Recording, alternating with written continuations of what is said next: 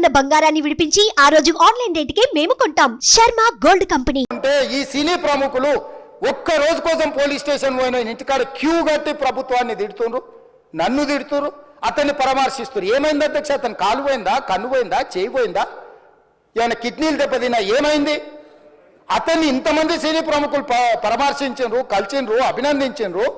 కానీ ఆ పిల్లగాన్ని కనీసమన్నా పరామర్శించడానికి సినీ ప్రముఖులు ముందుకు రాలేదంటే సినిమా ఇండస్ట్రీలో ఉన్న ప్రముఖులు ఏం ఆలోచన చేస్తుండ్రో, ఏం కోరుకుంటుండ్రో నాకైతే తెలియదు. సార్ 2 తారీఖు వాళ్ళు అప్లికేషన్ పెట్టుకుంటే 3 తారీఖు పోలీసులు తిరస్కరించారు. 4 తారీఖు హీరో కానీ హీరోయిన్ కానీ సినిమా ప్రొడ్యూసర్స్ కానీ ఎవరు థియేటర్ రావడానికి వీల్లేదు. ఈ థియేటర్లో మేము సెక్యూరిటీ ఇవ్వలేము. ఈ థియేటర్కు ఉన్నది ఒకటే దారి. ఈ దారిలో ఇంతమంది వేలాది మంది అభిమానులు వచ్చినప్పుడు మేము కంట్రోల్ చేయలేము, వద్దు అని తిరస్కరించారు. తిరస్కరించిన తర్వాత కూడా 4 తారీఖు 9:30 ప్రాంతంలో హీరో రావడం జరిగింది. రావడం కారులో వచ్చి థియేటర్లో పోయి సినిమా తెచ్చి మళ్ళీ కారులో వెళ్ళిపోతే పెద్దగా ఇంత ఇబ్బంది జరుగుతుండేనేమో లేదో నాకు తెలియదు. కానీ ఎక్స్రోడ్ చౌరస్తా కంటే ముందు నుంచే కారులో రూఫ్ టాప్ ఓపెన్ చేసి రోడ్ షో చేసుకుంటే థియేటర్లో పోవడంతో ఆ చుట్టుముట్టుతున్న 7-8 థియేటర్లలో ఉన్న సినిమా అభిమానులు మొత్తం ఇక్కడికే రావడంతో వేలాది మంది జమ అయినారు. ఆ గేట్ ఒక్కసారి హీరో కారు లోపలికి పంపించడానికి ఆ ఉన్న గేటు తెరవడంతో వేలాది మంది ఒక్కటేసారి ఉప్పెనలాకి వచ్చారు.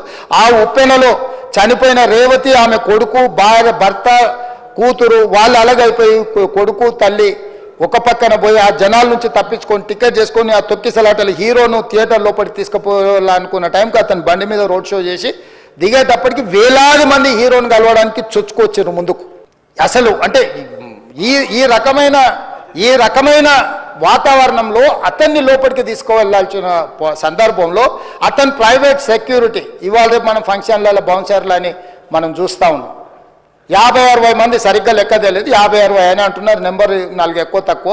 ఆ బౌన్సర్లు అందరు మీదికి వచ్చే అందరు అభిమానులను విపరీతంగా అడ్డంగా ఎట్లా పడితే అట్లా తోయడంతో అటు నుంచి అభిమానులు హీరోని చూడాలి, కలవాలని ఒకవైపు నుంచి వాళ్ళని హీరో దగ్గరికే రానియొద్దని ఆయన ప్రైవేట్ సెక్యూరిటీ వెనక్కి నెట్టడం వల్ల ఈ తొక్కిసలాటలో హీరో థియేటర్కి వెళ్ళి లోపలికి వెళ్ళి చూసినాక పోలీసులు ఈ మొత్తం క్రౌడ్ని, ఈ మొత్తం అక్కడ ఉన్న జమైన జనాలను అందరిని కూడా తీస్తే ఒక తల్లి కొడుకు అక్కడ శవాలుగా పడి ఉన్నారు. ఆ తల్లి అంత తొక్కిసలాటలు కూడా నేను ఆ వీడియో చూసిన ఆ తల్లి లోపలికి వచ్చినప్పుడు కొడుకు చేయి పట్టుకొని ఎంత జాగ్రత్తగా కొడుకుని తీసుకొని వస్తుందో తల్లి ప్రేమ ఎట్లుంటుందో అక్కడ నాకు చూసి నాకు అర్థమైంది. ఆ శవాలుగా మారిన తల్లి కొడుకు చేయి ఇడవలే అధ్యక్ష, అట్లే చేయి బిగ్గర పట్టుకొని పోలీసు వెళ్ళి చూస్తే ఆ తల్లి, ఆ పిల్లగాడు, ఆ తల్లి ఆ చెయ్యి వదలకుంటే కన్నబిడ్డను పట్టుకుని తల్లి చచ్చిపోయింది అధ్యక్ష. అట్లాంటి సిచ్యువేషన్లో పోలీసులు తల్లిని కొడుకుని హాస్పిటల్కి అక్కడ ఫస్ట్ ఎయిడ్ ట్రీట్మెంట్ చేసిండ్రు. పోలీసులు ఏం డాక్టర్లు కాదు, హుటాహుటిన తరలించిండ్రు. హాస్పిటల్కి వెళ్ళిన తర్వాత తల్లి చచ్చిపోయింది, పిల్లోడు కోమాలు ఉండు.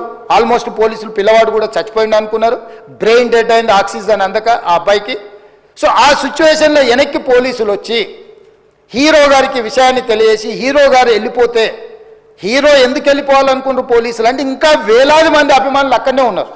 హీరో గారు థియేటర్లో కూర్చొని ఉండడం వల్ల, సినీ ప్రముఖులు ఉండడం వల్ల ఈ బయట జమైన వేలాది మంది అభిమానులు అక్కడ నుంచి పోకుండా అక్కడనే ఉండడంగా థియేటర్ లోపల కూడా బాల్కనీలో, టాప్ బాల్కనీలో హీరో కూర్చుంటే కింది నుంచి పై వరకు వెనక్కి తొక్కుట పైకెక్కి హీరో చేతులు కలపాలని కోతులు ఎగబడ్డట్టు, కోట మీదకి కోతులు ఎగబడ్డట్టు ఉల్టా పైకి తొక్కిసలాట జరిగింది అధ్యక్ష.